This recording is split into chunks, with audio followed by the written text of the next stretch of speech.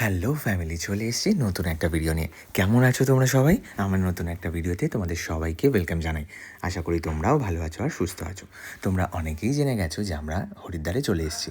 তো সেই ট্রেন জার্নিটার মধ্যে কী করেছিলাম তারই একটা ছোট্ট ভিডিও এই ভিডিওর মধ্যে অ্যাড করে দিলাম। দেখতে থাকো, আশা করি তোমাদেরও ভালো লাগবে।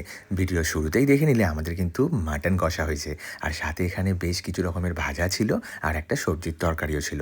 কারণ দিদা ভেজ খায়, একদম কিছু এসব খায় না, তাই দিদার জন্য স্পেশালি এইসব ভাজাভুজি আর তরকারি করা হয়েছিল, আর সাথে কিন্তু পোস্তটাও ছিল, দিদার জন্যই স্পেশালি করা হয়েছিল।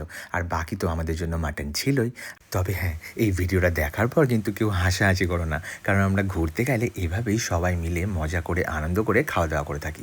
দেখো, যেখানেই যাই খাওয়াটা তো খেতেই হবে, তাই বাইরের বা অর্ডার করে ওই অনলাইন থেকে খাওয়ার থেকে আমরা সকাল সকাল উঠে সব কিছু বানিয়ে নিই। কাকিমা সকাল সকাল উঠেই সব বানিয়ে ফেলে, গতকাল রাতে কিছু কেটে কুটে রাখে, সকালে উঠে সব রান্না করে ফেলে। নাহলে সকাল সকাল এত তাড়াতাড়ি বানানো একদমই পসিবল নয়। আর আমাদের যেহেতু ট্রেন ছিল 12টায়, তাই আমাদের বুঝতেই পারছো তোমরা, সকাল সকাল বেরিয়ে পড়তে হয়েছিল।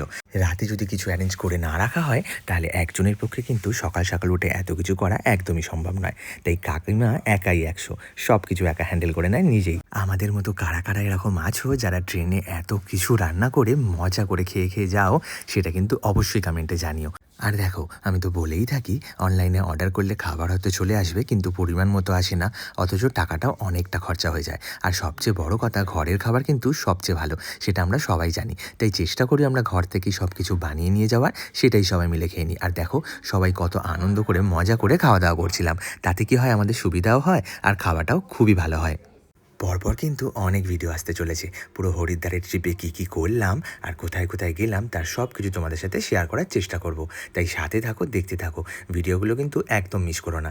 দেখা হচ্ছে নতুন কোনো ভিডিওতে। সবাই ভালো থেকো, সুস্থ থেকো, সাবধানে থেকো। এখানে কিন্তু প্রচুর ঠান্ডা, কলকাতাতেও অনেক ঠান্ডাই এখন পড়েছে। আর আমার ভিডিও কেমন লাগে তোমাদের অবশ্যই কমেন্টে জানিও।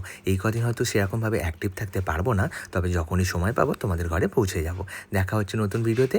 ভালো থেকো, সুস্থ থেকো, সাবধানে থেকো, অ্যান্ড কিপ স্মাইলিং।